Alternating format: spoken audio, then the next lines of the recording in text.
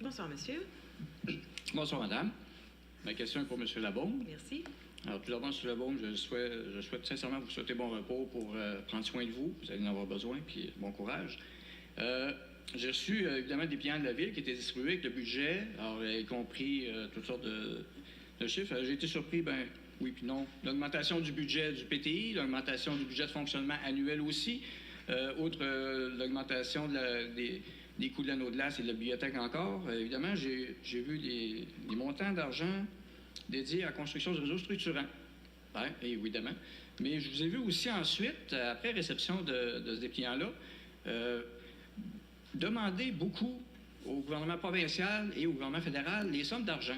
Je vous demanderai d'en arriver à votre question, s'il vous Oui. plaît. Ma question, c'est est-ce que ça a été budgété sans avoir la garantie des sommes d'argent, un peu comme l'amphithéâtre qui n'a pas eu de garantie du retour des Nordiques? Merci.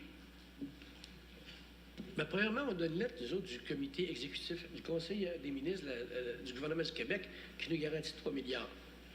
OK? Actuellement, les gouvernements ne disent pas on ne vous donnera pas le 3 milliards, c'est dans quel budget on va le prendre. Hein? Les gouvernements n'ont pas contredit le fait qu'au total, ils veulent nous donner 3 milliards de dollars. C'est juste que là, ils chicanent pour savoir dans quel budget ils vont le prendre. Alors, c'est ça la vérité. Bon, maintenant, nous autres, dans quel budget ils vont le prendre? Il y a toutes sortes d'alternatives. Mais, je vais dire, comme tous mes collègues maires du Québec, il faut en mettre plus dans le transport collectif parce qu'on n'y arrivera pas. Hein? Puis quand vous regardez les prévisions budgétaires du gouvernement, il y a beaucoup de milliards qui sont en attente de projets. Puis éventuellement, il va y avoir beaucoup d'argent là qui va être transféré, qui va permettre de financer des projets de transport collectif partout au Québec. Ce qu'on dit, c'est qu'il ne devrait pas en avoir juste à Montréal. Québec, ça existe aussi. Alors, le 3 milliards, il n'y a pas personne qui a remis ça en question.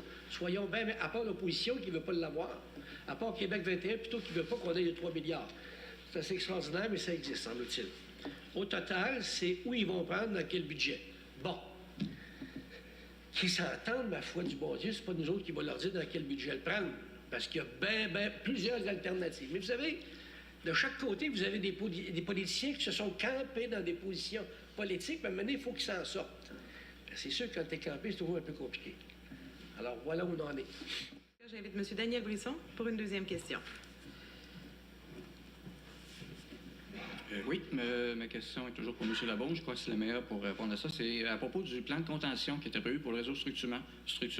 Au début des consultations de 2017, il était question de 300 millions. Ensuite, vers la fin, c'était 500 millions. Puis là, on entend parler de 800 millions. Donc, le plan de contention qui est géré, donc, dont la Ville est responsable, est rendu à combien exactement par rapport au réseau structurant? Merci. Merci.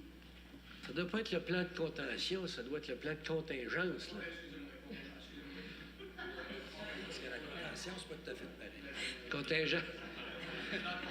C'est parce que, tu sais, je pensais que c'était une maladie, mais on sait jamais on peut l'avoir, tu sais. Bon. Il est à 15 %.